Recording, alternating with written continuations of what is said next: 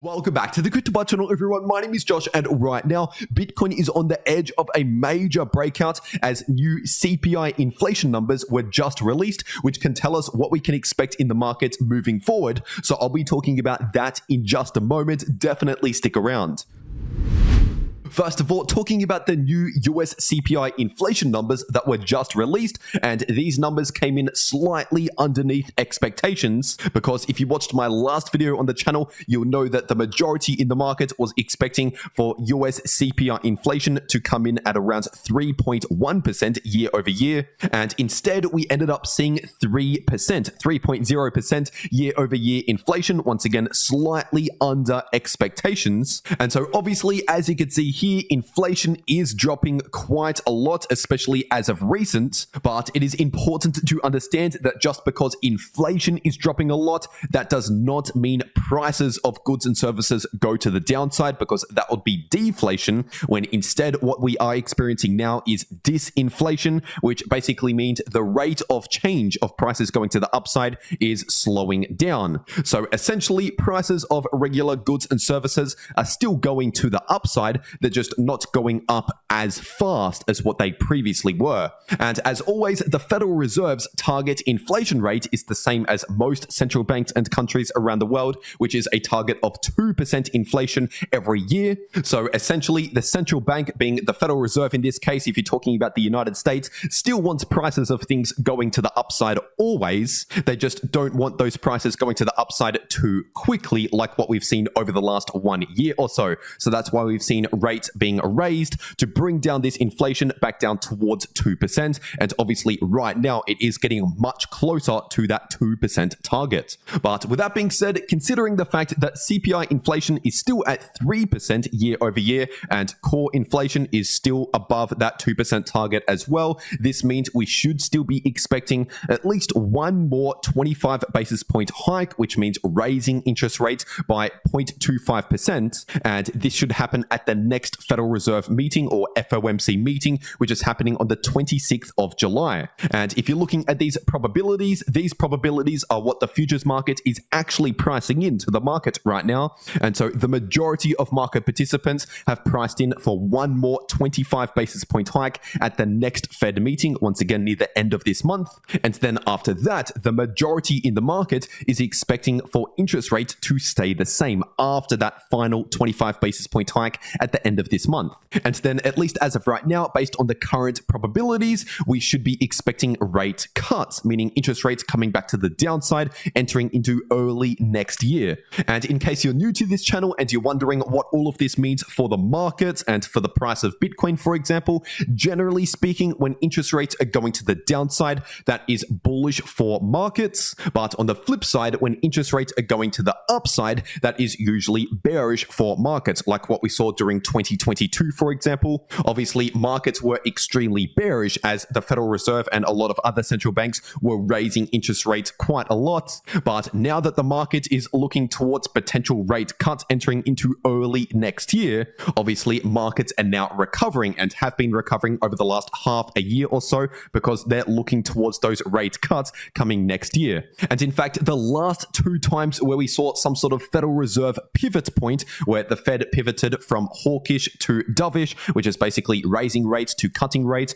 or from raising rates to pausing rates, the last two significant pivot points in the Federal Reserve's monetary policy was back during around December 2018 and around March 2020, which were two significant bottoms in the market. And in fact, the last time the Federal Reserve really cut rates quite a lot, once again, that was back in 2020, the same year as the last Bitcoin halving. And once again, as I just said, we should be expecting interest rate cuts next year in 2024, which is also the next Bitcoin halving. We do have a Bitcoin halving next year alongside interest rate cuts. And the last time that happened was back during 2020, just before a major bull run. So when you're talking about the larger moves on the larger timeframes, this is definitely something to keep in mind. But anyway, now getting into the Bitcoin part of this video, this is on the 4-day Bitcoin timeframe. And right now, as of recording this video, the price of Bitcoin is technically still within this multi-month long bullish trend, as the super trend indicator is still currently sitting in the green, as I've been saying almost every day since the beginning of this year. And what we can also see on this 4-day time frame is obviously a giant cup and handle pattern, which is technically a bullish pattern. But with that being said, we still need to confirm a breakout above this important resistance sitting at around 31,000, with ideally a weekly candle close above 31k, which as of right now has not yet happened. But anyway, if you're zooming into the daily Bitcoin chart, once again, right now the price of Bitcoin is running into this important resistance going up towards around 31,000. And technically speaking, at least for now, we still have this active bearish divergence here on the daily time frame, as we do have those previous higher highs in the daily candle closes in the price, while also confirming lower highs in the daily Bitcoin RSI. And basically, while the RSI continues moving to the downside, forming these lower highs and lower lows, technically this bearish divergence is still active. But if we start to see a breakout in the RSI above this descending line of resistance, or begin to form new higher highs and higher lows in either the RSI or the price action, then really either of those signals can help to invalidate this previous bearish divergence. And obviously we saw something very similar to that back during late March entering into early April this year. Obviously we did have a very similar bearish divergence as to the one that we're seeing right now. And then after around 1 week or so of this previous bearish divergence playing out, we ended up seeing a new higher high in the price action, a breakout in the RSI above that descending line of resistance, which obviously helped to invalidate that previous bearish divergence and set us up for that next leg to the upside.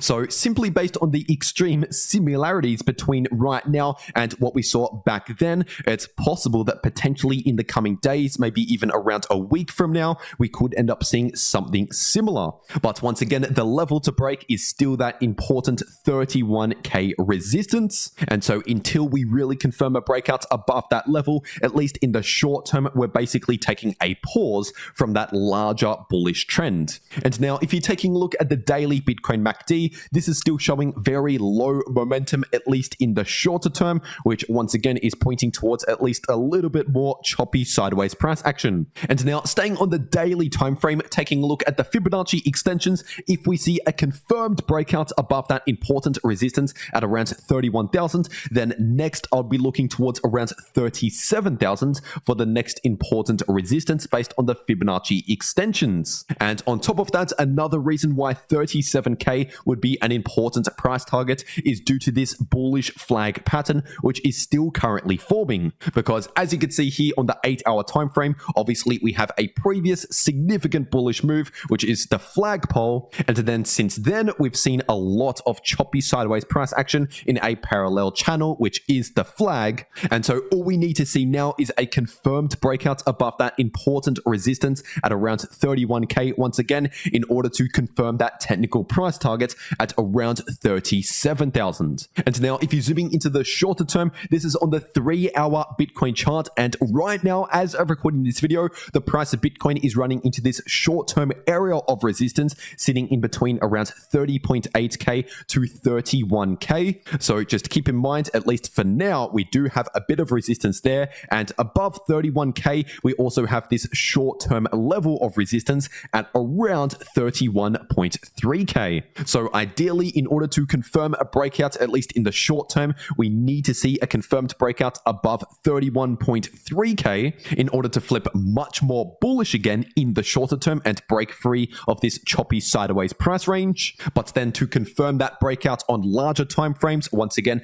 we ideally need to see a weekly candle close above around 31,000. So at least for now, just in the shorter term, once again, the price of Bitcoin is still in this choppy sideways price range, which means we're still looking very neutral, at least in the short term. And for any of the Bitcoin bears out there, in order to become more bearish again in the shorter term, we need to see a confirmed break below this area of support, which is sitting in between around 29.9k to 30.1k. And so at least for now, that is still the short-term support to pay attention to. And obviously, we are still finding a lot of support in that price range. But anyway, now getting into the Ethereum part of this video, this is on the daily ETH to US dollar chart, and right now, as of recording this video, the price of ETH is still technically within this larger multi-month long bullish trend. And if you're taking a look at the daily Ethereum price oscillators, first of all, the daily Ethereum RSI is looking very neutral, while the daily Ethereum MACD is also showing very low momentum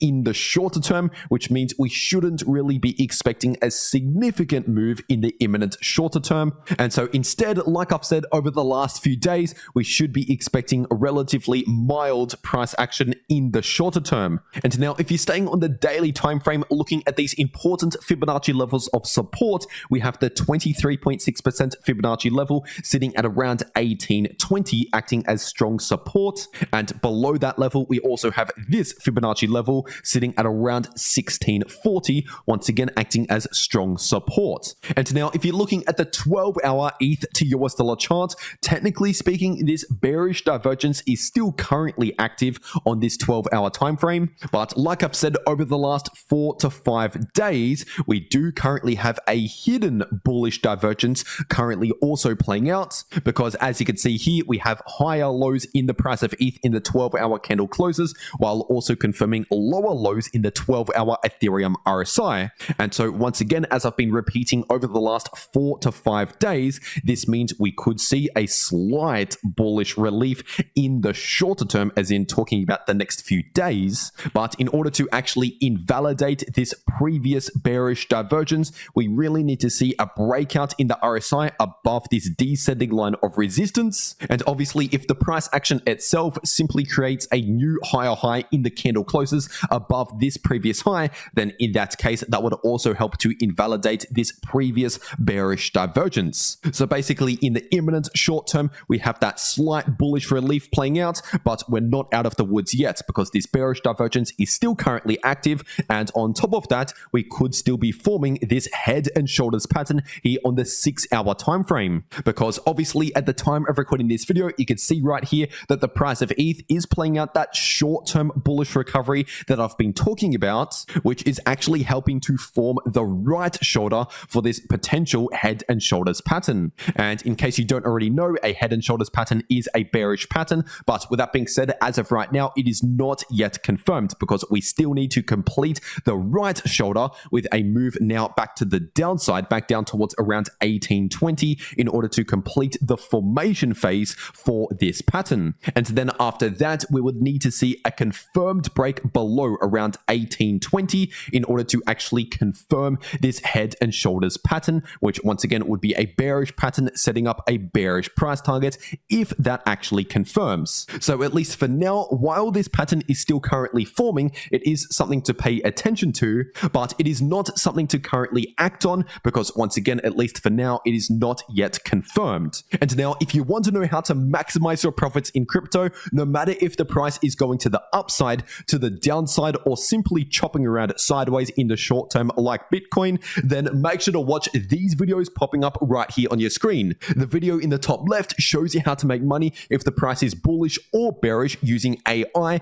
and the video in the bottom left shows you how you can easily profit from a choppy sideways price range. But anyway, that's everything that I have to say for today. I really hope you enjoyed, and I'll see you all in the next video.